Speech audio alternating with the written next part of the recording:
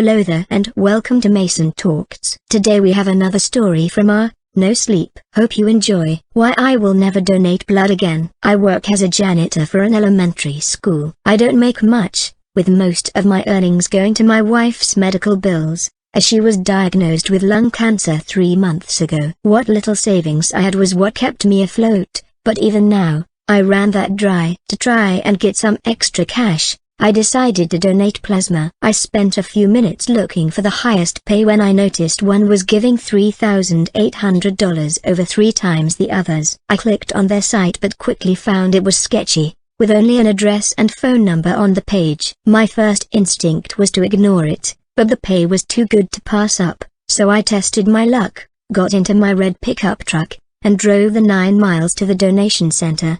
I got to the center, and it was what I was expecting, an older building with a broken window and broken glass on the floor outside. I got out of the truck and walked to the door, noticing the security camera a few feet above the door. I went to open the door but didn't budge. I was about to walk off when the door opened, and a beautiful woman wearing a nurse outfit similar to what you would find at a Halloween store. She smiled, asked me my name, and had me sign some papers. In my hand was a green form with a number 46 on it. Within 5 minutes, I was in the lobby with 5 other men. 44 was called immediately after I took my seat, and he stood up as a different nurse, just as beautiful as the last. Took him to the back. I caught a glimpse of 9 steel doors back there, along with 2 other nurses back, both wearing clinical masks and holding medical equipment. 2 of them were dragging a medical cooler labeled blood marrow. On a small table next to me was a magazine about sports cars. I decided to read it while I waited. In under 15 minutes, I was called up just as another guy entered the lobby. I followed the nurse,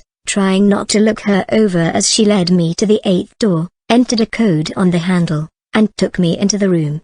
The inside was mostly empty, with a few cabinets on the floor, a poster for an 80s rock band on the wall, and a big desk chair in the center with a few straps on the armrests. She had me sit down as she apologized for the room not being furnished. Apparently, they just started operations last week. I took my seat as she strapped my arms down, saying it's a mandatory procedure, and inserted a needle connected to a tube into my arm. I followed the tube with my eyes, finding that it led into the cabinet. She then walked away, saying she would check on me in 10 minutes. I sat bored out of my mind staring at the steel door, when I heard a slurping sound in the room. I began moving my head around and noticed the cabinet was slightly left open and inside something was moving. Instinctively I freaked out and fell over, knocking the needle out of me. The slurping continued for a few seconds before it stopped, and a small pale white flaky hand opened the cabinet door. I began to squirm, moving a bit closer to the steel door as I heard footsteps behind me. I quickly took a glance back,